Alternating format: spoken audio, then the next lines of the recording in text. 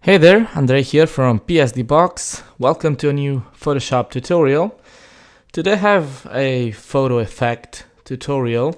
I want to show you how you can create this effect from this image. So I will show how to turn this image into this.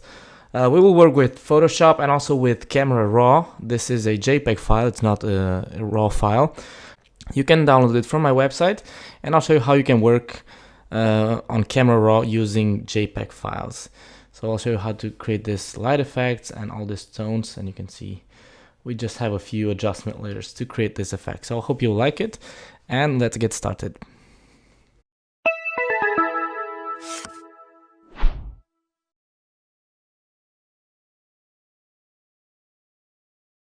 So the first thing that we will do is make a basic edit of this image and prepare it for this effect. And I used Camera Raw for that. If you have Photoshop CC, you can edit the image. If you go to the filter, you will see Camera Raw filter. Somewhere here I have Photoshop CS6, so I cannot apply Camera Raw directly on this image, but there's a way to do that. If you go to Photoshop's preferences, I'm on a Mac, so I have it on Windows, on Photoshop preferences and Camera Raw. If you're on Windows, somewhere on the settings of Photoshop, you should see Camera Raw. And here, when you open the Camera Raw settings, the options here, you can see down on the bottom where it says JPEG and TIFF handling. Change the JPEG to automatically open all supported JPEGs and click OK. And what you do with that is when you open the image in Photoshop JPEG file, it will automatically open it with Camera Raw first. So if I go here and open this image, which is my the image that I used for this tutorial, you can see that it opens it automatically with Camera Raw. And also these are the settings that I used. It automatically saves those settings on the file, so the next time you open the image on Camera Raw, you'll have the same edits here. So this is Camera Raw, and here I made a few basic edits to change the contrast of the image. It was too contrasty, and the effect that I was looking for, it has a lot of soft lighting and soft shadows, and that's why I used Camera Raw. But there are also other ways of creating this effect using adjustment layers, but let's do it with Camera Raw. So once you have your image here in Camera Raw, what you do is first increase the amount of shadows. The shadows here control the shadows, of course, and we want to add more light on the shadows. Now I have the exact values that I used for this particular image, but of course they will not work the same for every image.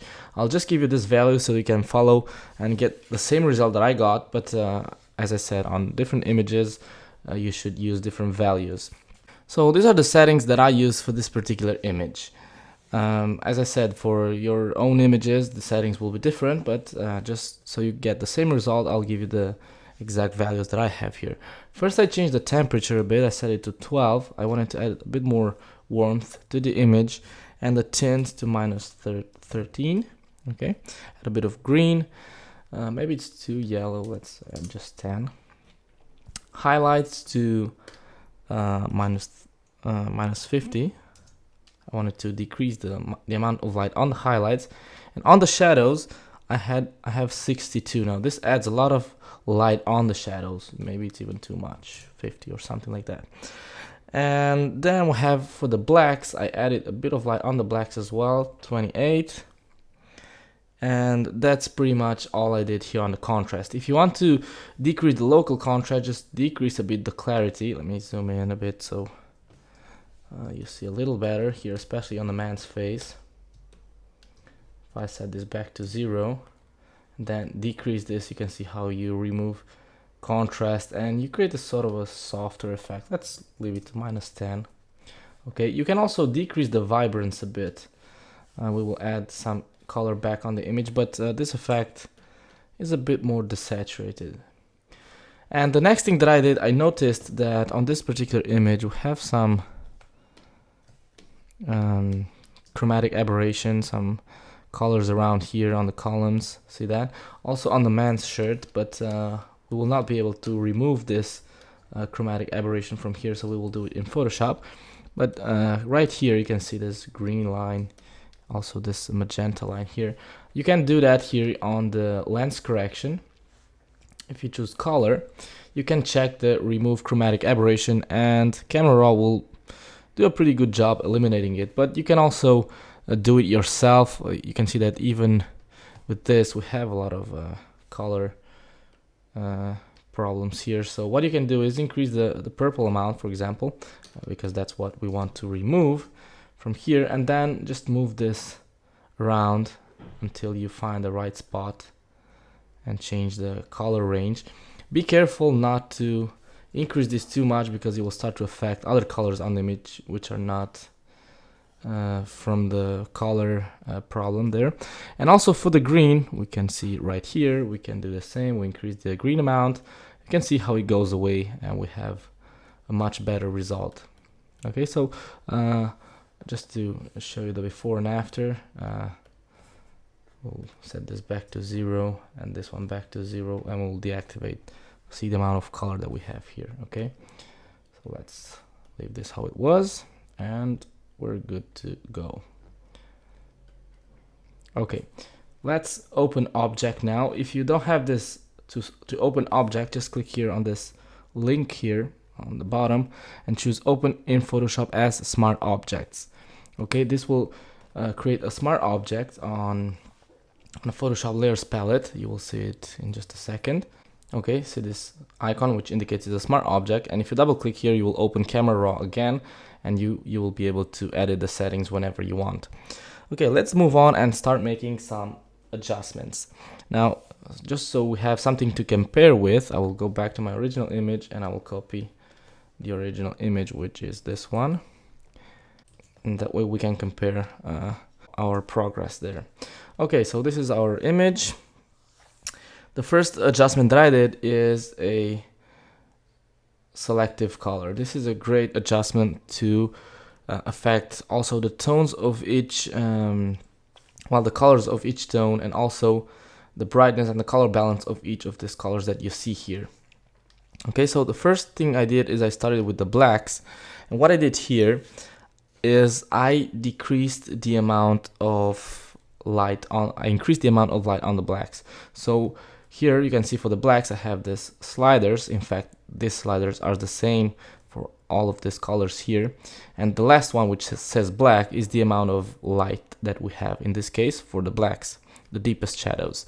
So what I did here is I increased the amount of blacks, I decreased it, sorry, to -15.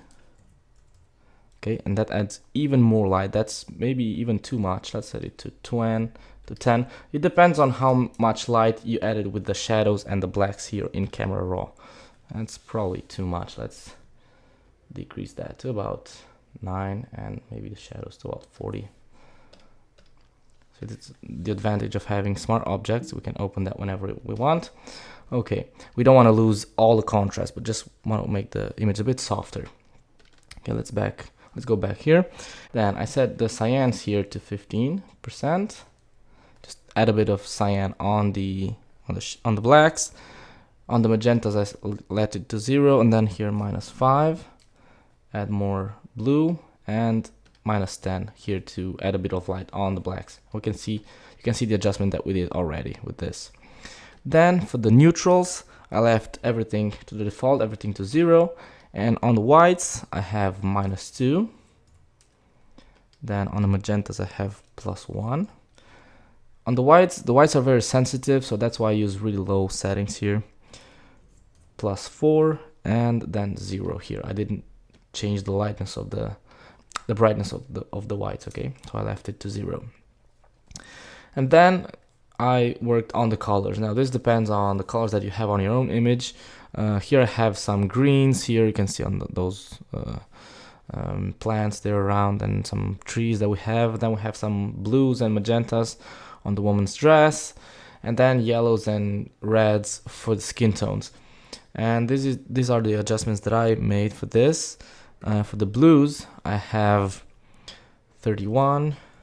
You will see how the dress changes. Then, for the magenta, 27. minus 36, and minus 20. Okay, I added a bit more light on those blues, and then yellow. This will affect the skin tones and some parts here on the background. I have minus 22, 0, 4, and 10.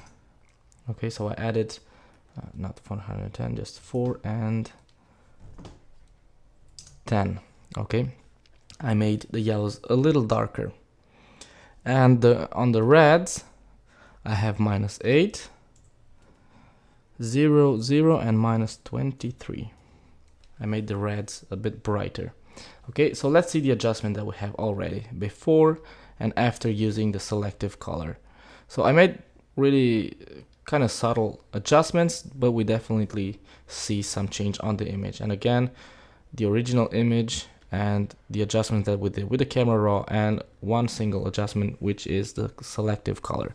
Next, I added a gradient map, and the color that I used here, well, I just used a simple gradient. I think I used one preset from the photographic toning. Okay, I think I used this one. Let's see.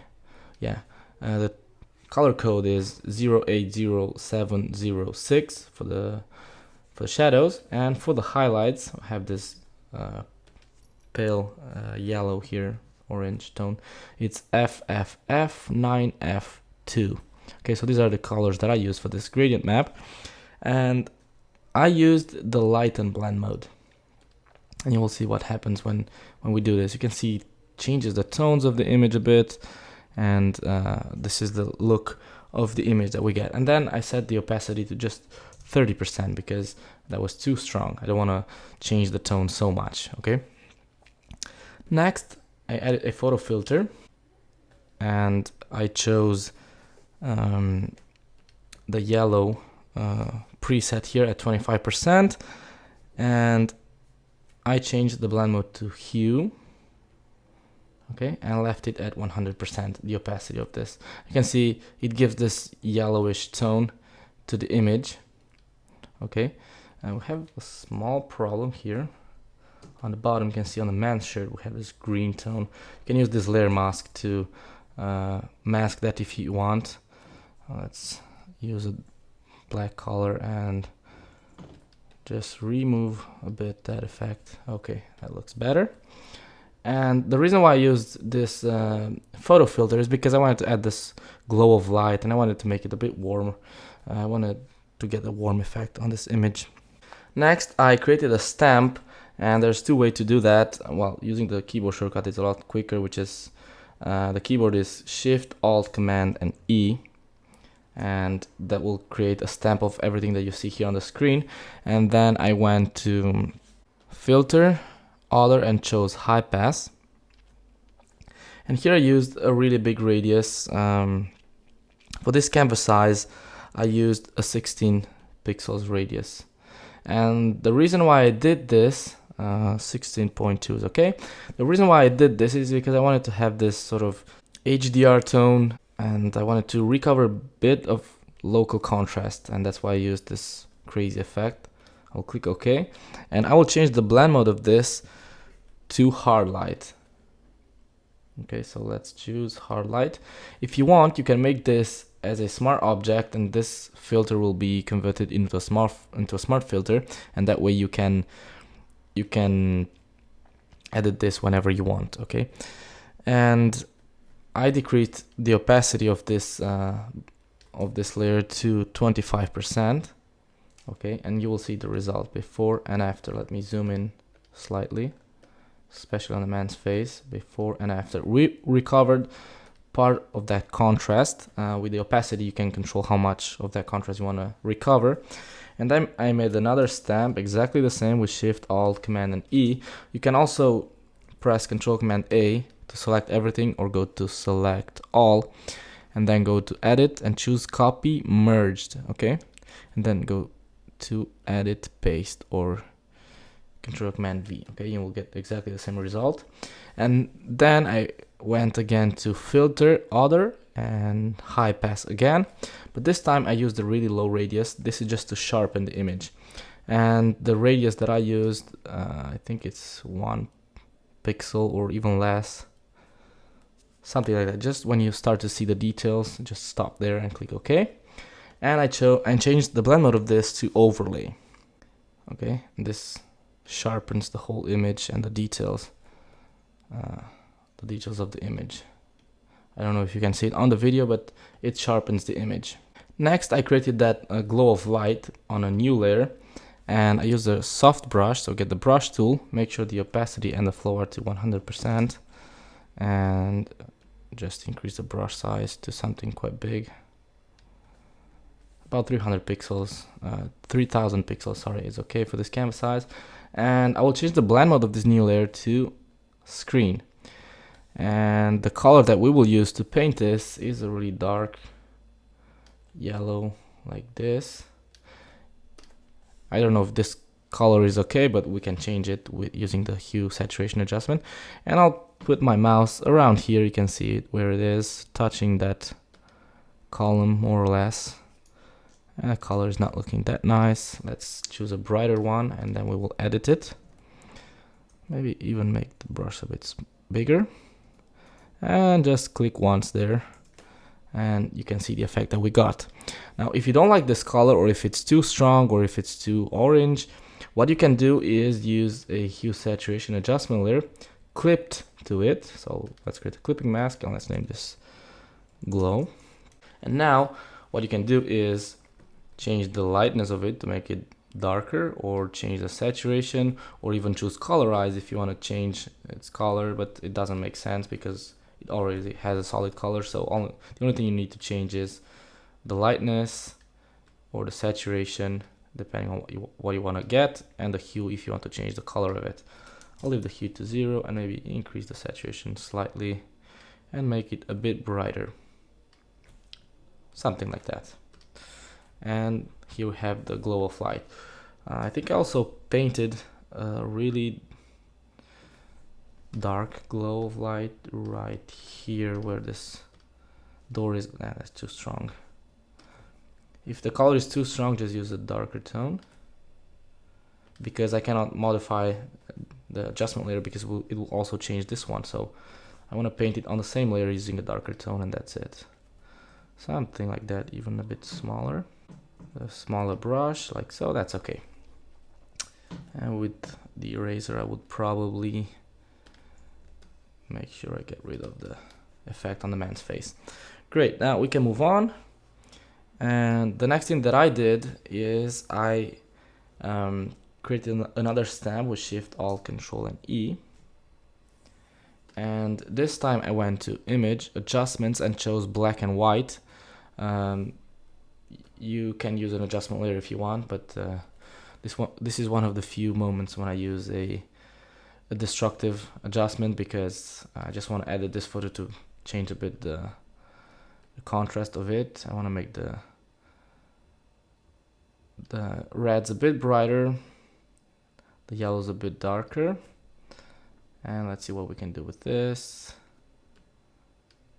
Yeah, I want this darker, definitely. I want to increase the contrast here and here. Hardly have any blue. Yeah, that's okay. Increasing the magentas, lowering the blues a bit, and something like that. I think that looks okay. I will click OK now, and I will change the blend mode of this layer to divide. You can see we get this strange color effect. Okay, and I'll drop the opacity to just 5%. See the result? We have more light there. If you use an adjustment layer, it's a lot easier, because you will have this set on divide, and then you'll have on top of it, you'll have the black and white, and you can make the adjustments, and you can see the live effect, how it changes. But I knew more or less what I wanted to get, and that's why I made it destructively. Okay, but you can do whatever you want. Make sure from time to time zoom in and take a look at the image. You don't want to burn highlights or things like that, so be careful a bit with that. The next adjustment that I will make is a color balance. The color balance on top of everything is okay, because we can control the tone of the final image. In my case, for the shadows, I added a bit of cyan by typing -11, then 0 and 15. So I added a bit of blue and a bit of cyan to the shadows. On the midtones I have -8, so again a bit of cyan on the midtones, -1, bit of magenta as well, and -3, bit of yellow. And for the highlights I have -6, 0 and -1. So I had too much yellow and too much red on the image. That's why I made these adjustments. I basically added cyan and a bit of yellow and blue on those shadows and midtones, and then I decreased a bit the opacity of this to about 50 or 60%. Okay, because I still want to have some of that original color. Let's leave it to 50. Okay, it was too reddish, and now it has some cyan and blue tones on it. And that's pretty much it. Then I created a new layer and I fill with 50% gray, change the blend mode to overlay, and this is just if you want to dodge and burn a bit the shadows. I have plenty of tutorials on free tutorials on PSD Box talking about dodging and burning. I'm just using the burn tool at 13% to just burn some minor shadows around here,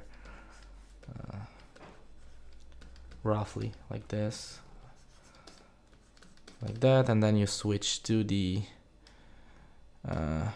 dodge tool and the highlights, just dodge them a bit to add light effects wherever you want to add them. I would spend some time, like 10 or 15 minutes for this particular image, but it's not really that necessary. You can use a big soft brush and then just add some major light effects here and there where you feel you want to draw a bit more of attention on the image, and you can see the result. And then the last thing that I did is I wanted to fix a bit the color on the man's shirt. You can see we have this strong tone here, this purple color, and for that I created a new stem with Shift, Alt, Control and E, and here I got the lasso tool and I increased the feather a bit to about 10 pixels. Of course this depends on the canvas size that you have, and I made a few selections here like so, and then pressing the Shift key I selected other areas that I wanted to edit and retouch. This one over here. Keep in mind that I have 10 pixels radius, so don't make selections too small, otherwise the feather will not let you edit them properly. Area as well, maybe some of this around here as well. Okay, so I have my area selected, and now I'll add a hue saturation adjustment. Making this image was actually not necessary. Okay, but anyways, so you can see now I have this layer mask here. Actually, if you don't want to use the feather, you can leave the feather to 0, and you can see the effect of the feather here. But if you don't want to use it, if you want to work non-destructively, you can set the feather to 0, and here on CS6, when you double click on the layer mask, you open the mask properties panel, and here we have a feather option, which if you increase, you will start to feather your mask, which is really handy. And what I did here is with a hue saturation, I will zoom into 100% or maybe even more, and here you can either use this selector to sample your color, which in my case is this one, or you can, here from the drop down list, you can choose magentas, and what you do here is just desaturate this, and with this selector here you can increase the range, because everything here around this is just white and we have no color. You can safely increase this range, and we also restricted the selection with this layer mask, so there's no worry. You can increase that range quite a lot. Let's choose blues too and do something like that, and then just decrease the saturation to almost to 0. Maybe increase a bit the lightness and probably move this, do something like this. Okay, and you can see that now that ugly color tone, that magenta tone, is gone here. If you want to add more areas to your selection, for example, I forgot to add this ones, just select the brush tool, use a soft brush, opacity and flow to 100%, and paint with white to include areas to your selection and get rid of those tones like you can see right here. Okay, so it's a really great way to work non-destructively. Actually, it's a lot better if you don't use a feather and use the feather option on the layer mask itself. You can see how I missed some parts actually because I used that feather option. I would increase a bit this brush size and get rid of every single area that has that magenta tone on it, even here and here as well. Okay, so I think we're now good to go. See the before and after. It was really ugly. Now it looks a lot better. And that's pretty much it. That's the effect that I wanted to show you. Let me again show the original image. So before and after, before and after, and that's all. I hope you liked this tutorial. If you have any questions, just send me an email and I'll try to help you. If you have any problem with this, or if you want a more in-depth explanation of some of the adjustments that I used in this tutorial. So see you next time. I'm Andrei from PSD Box. Take care and see you on the next tutorial.